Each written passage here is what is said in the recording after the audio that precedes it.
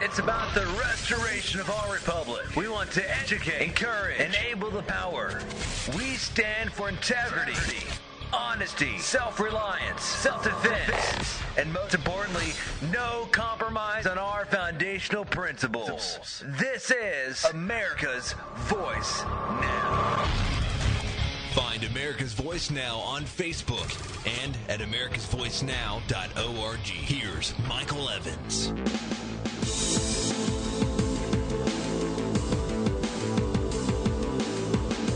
Arg, matey. Today is Talk Like a Pirate Day.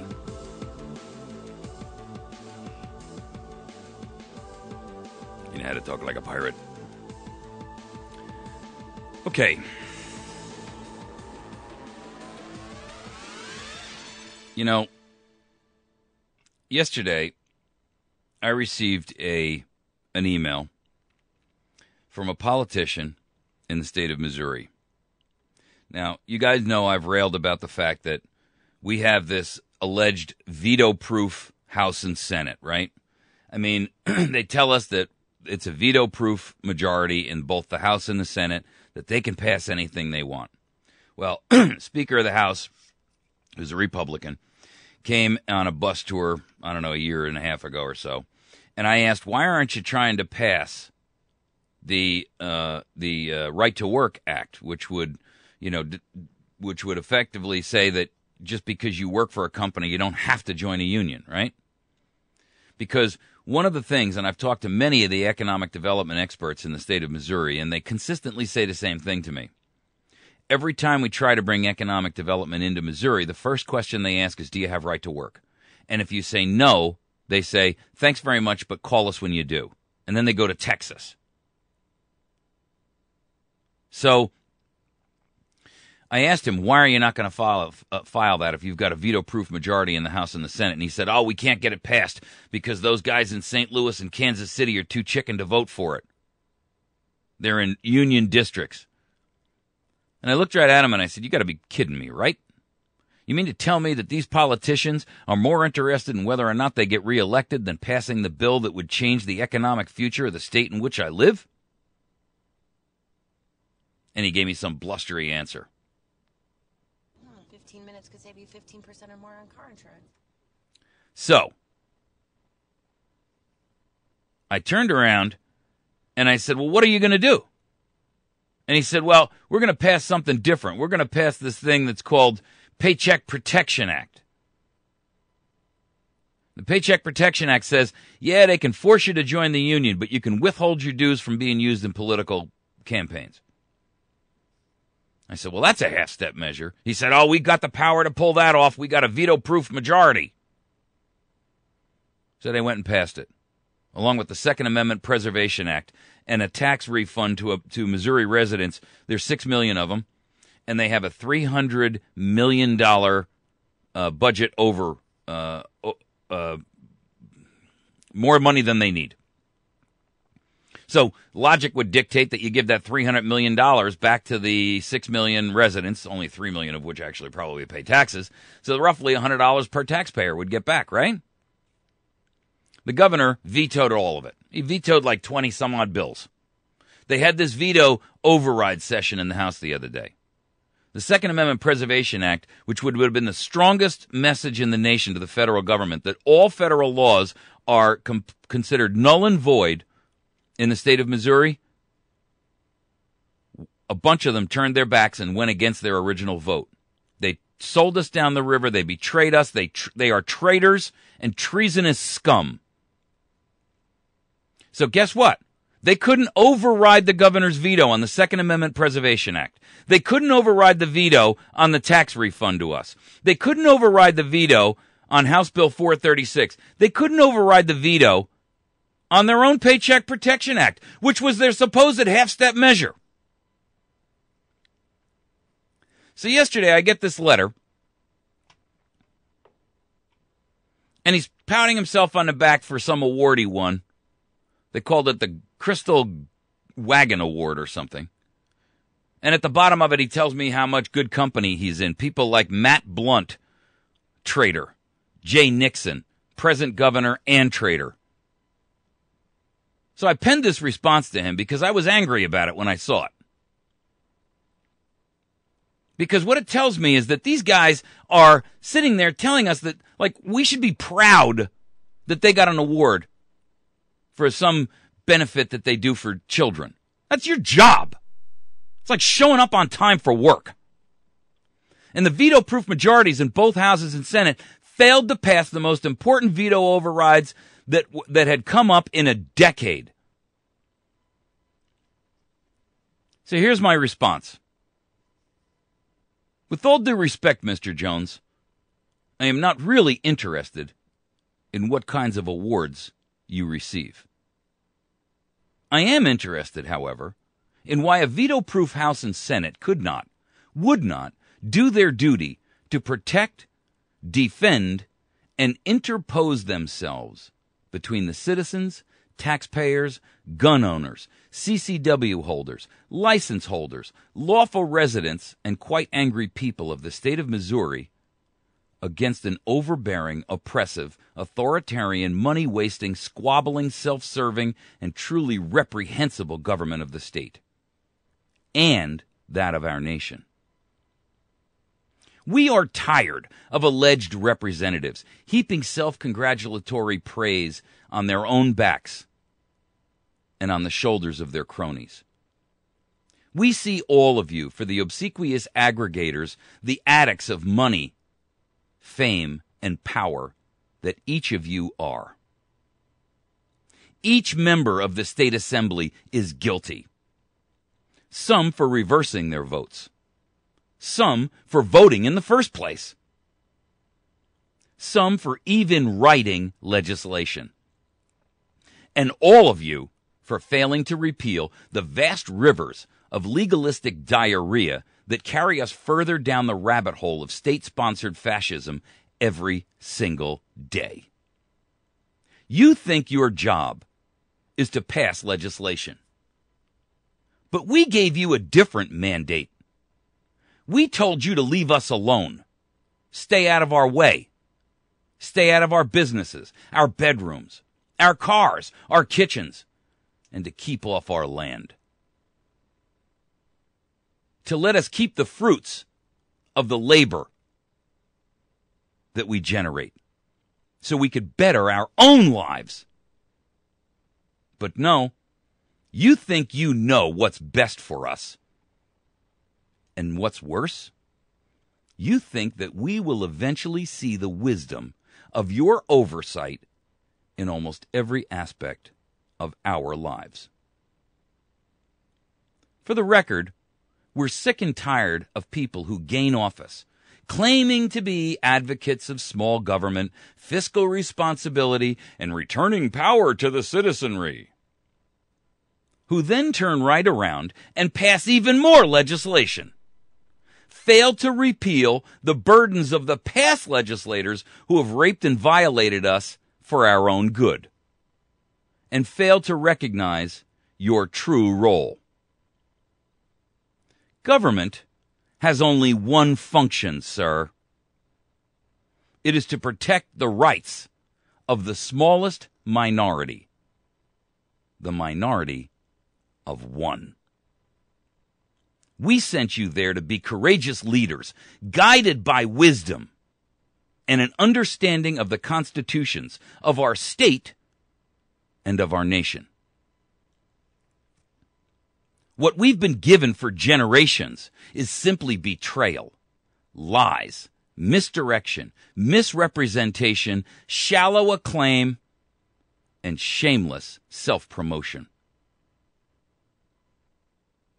So let it be known, until you do right by us, meaning we, the people, you should know that everything you do, every endeavor you make, every bill you pass, every award you hang upon your wall, every article you show your family with pride, every smile on your face, every surge of pride in your own accomplishments, all of it comes to naught. It is all dust before the feet of those who have honored you, trusted you, bestowed upon you our hopes and our dreams and desires. We gave you a delegated power of attorney to act on our behalf. We entrusted you to act on our behalf, but to act as our fiduciary, not our master. We spent our scarce and scant widow's mite, our efforts, our time, our sweat, and in many cases our blood, to put you on that pedestal you so proudly spin upon. Yet you, all of you, severally and collectively, you have all betrayed us. We feel no warmth at your accomplishments because it came at a price that we had to pay. A price we've been paying for nay unto a century. A price of loss, disappointment, of grief, and despair. Our taxes increase while you fritter our life's blood away upon fruitless and wasteful projects. Our schools have become indoctrination camps for the collectivist thinking that all of us abhor. Our laws are so convoluted and twisted, even the esquires among us can't unravel the spaghetti. Our property is taken, nay, stolen, at a whim from some faraway bureaucrat. Our rights of self-protection are whittled away by those who pay for protection. Our God-given, founder-reiterated right to own and possess a firearm to protect us precisely from the likes of you and the government you represent, because surely you no longer represent us, are stripped and infringed at every single turn.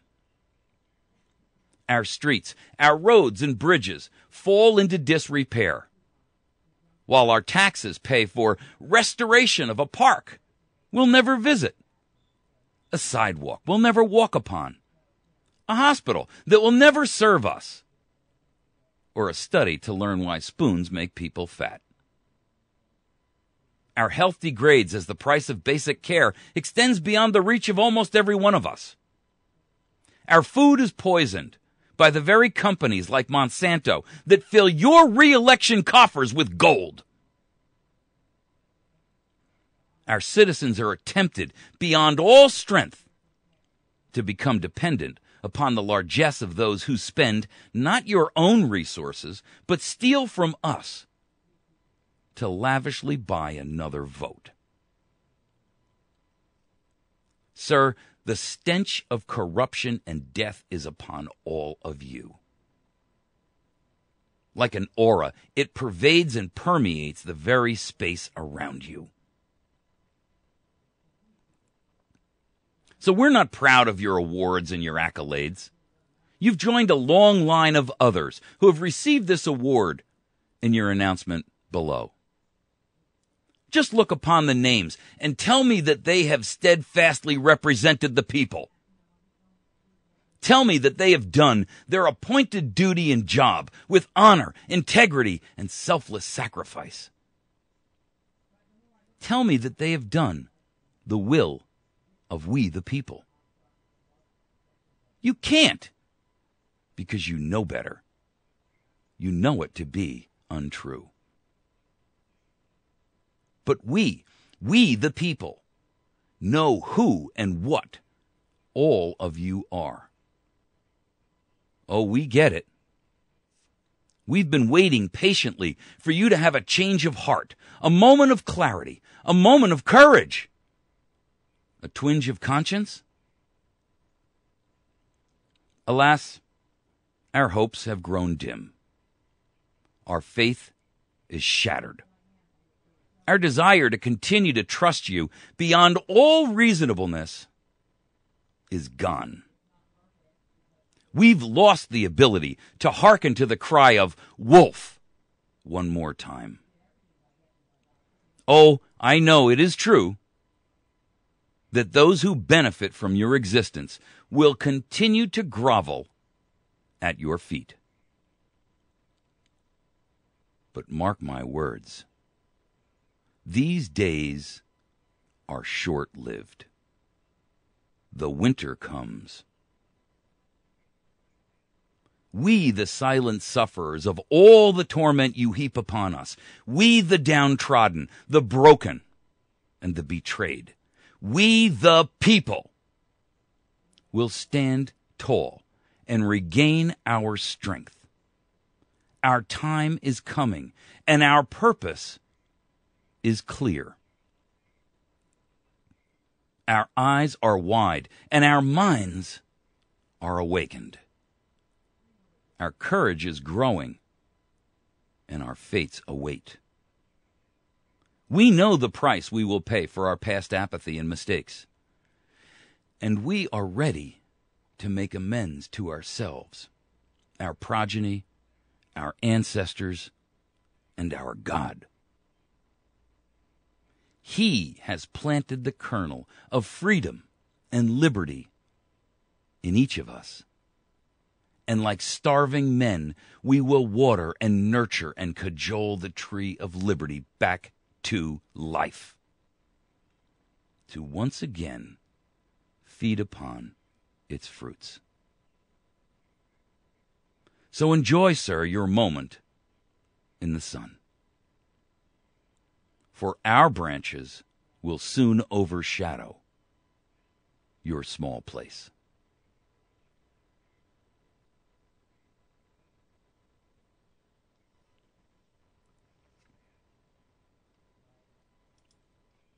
Now, I'm sure that letter will not be taken kindly. And it's not a letter directed only to Mr. Jones. This is a message to every politician, every one of you who work and assist them in the jobs that they do. Everyone who benefits from the growth and the largesse of the very ones of us who sit here and are bled dry day in and day out. You don't smell it in the air like we do. But we know your treason, and we know your betrayal. And we know that you believe that somehow in the end, this is all going to work out for you. We know better. And mark my words, America is coming awake. And it does not bode well for you. This nation is tired of the lies and the treason, the betrayal, the corruption. They're tired of your excuses and your rationale. They're tired of your redefinition of basic words that we all know and understand. They're tired of you living like an elitist with benefits and wonderful freebies that all of us pay for. This letter is to every politician, every assistant, every aide, every department of every agency. Nationwide, statewide, I don't care. You are all operating against the best interest of the United States of America. And you can sit there and try to convince me that you and the EPA are doing good work, that you and the ATF are doing good work, that you over in the FBI are doing good work, that you and the NSA are doing good work, that you over in the Department of Natural Resources are doing good work, that you over in the Department of the Interior had our best interest at heart when you tried to shove the blue ways down our throat and take control of our land and our property. And we don't buy it.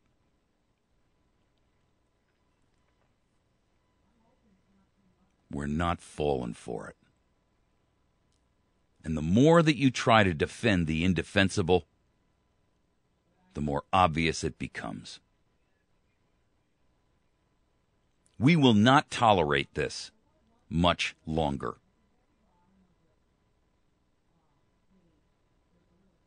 I'm calling for peaceful, mark those words, those of you who are watching this, waiting, praying that I say something foolish.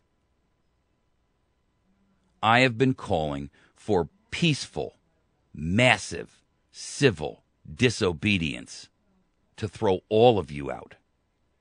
And I will continue to do so. I abhor violence. And unlike you, I will not use it. Oh, I understand. I know exactly what you want. I know exactly what you wish for. But we, the American patriots, will do like our founders, like our great ancestors before us. We will appeal to your conscience, to your goodwill,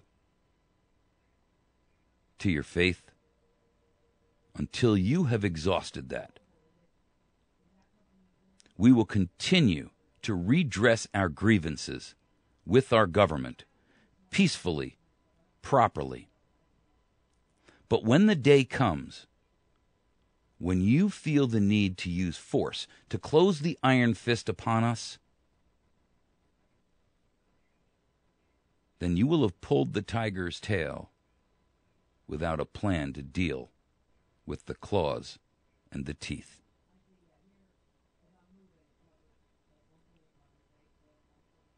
Our Second Amendment was given to us,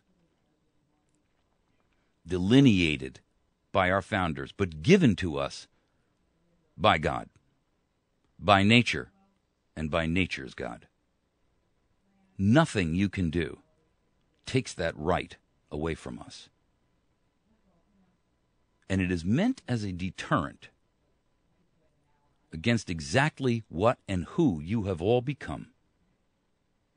Those of the oppressors, those of the tyrants, no matter how small. The day will come when liberty and freedom will live again in this nation. The day will come when we will not tolerate the likes of you.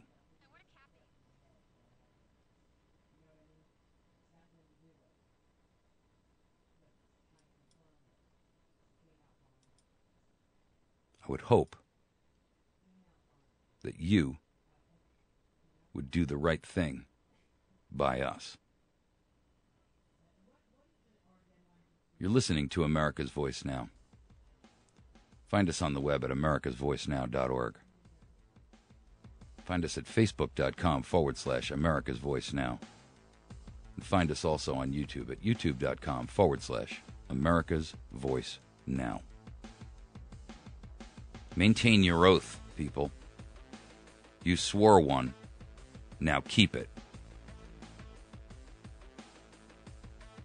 We're not asking you. We're telling you. Keep your oath. We'll be back in just a moment.